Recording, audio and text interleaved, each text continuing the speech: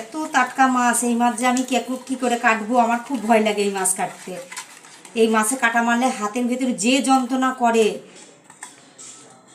দেখেন কি পরিমাণ নড়ছে মাছগুলা। কি করে যে কাটবো কি জানি। দেখি যেটা অল্প একটু ইয়ে আছে, নড়াচড়া করছে, তাকে আগে কাটার চেষ্টা করি। আমি তো ধরতেই পারছি না, তো কাটবো কি করে। উরে মা,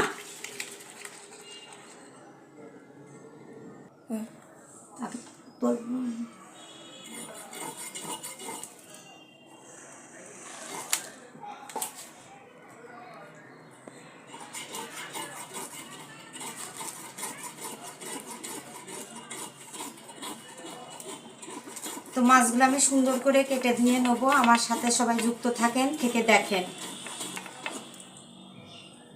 আর সব যারা আমার পেজটাকে এখনও ফলো দেননি, তারা আমার পেজটাকে ফলো দিয়ে আমার পাশে থাকবেন।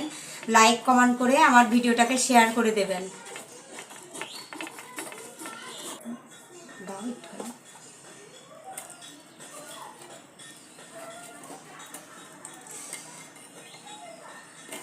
এই যে পেটের কাছের কাঁটাটা খুব শক্ত।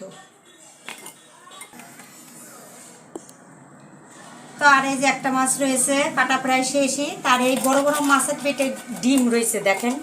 এর আগেও একটা কাটছি, বাবা এখনো মরিনি। দেখেন, দেখেন এই মাছের পেটে কত সুন্দর ডিম রয়েছে, দেখেন।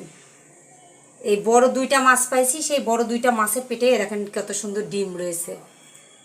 তো ডিম দুইটাকে আলাদা করে নিই, নাহলে মাছের ধুতে গিয়ে তখন সব ইয়ে হয়ে যাবে। মাছগুলো এখন ঘষে ঘষে ওর গা একদম সাদা করে ফেলছি, এই যে দেখতেই পাচ্ছেন। তারপরে আবার ওর মাছের পিঠ কেটে ওর পিঠের ভিতরে যে শিরা থাকে আবার সেটা বের করতে হবে। আমার সাথে সবাই থাকেন, যুক্ত থেকে দেখেন।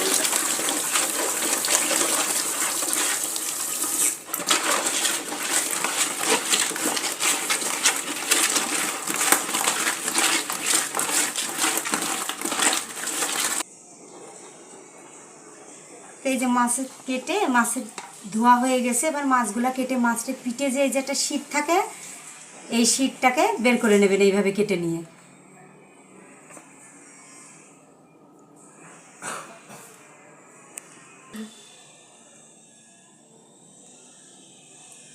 এটা কাঠি লাগে, হাত দিয়ে আসলে বের করা যায় না। এটা কাঠি দিয়ে বের করলে খুব ভালো হয়। এই যে দেখতেই পাচ্ছেন, এরকম একটা শীট থাকে, এটা এরকম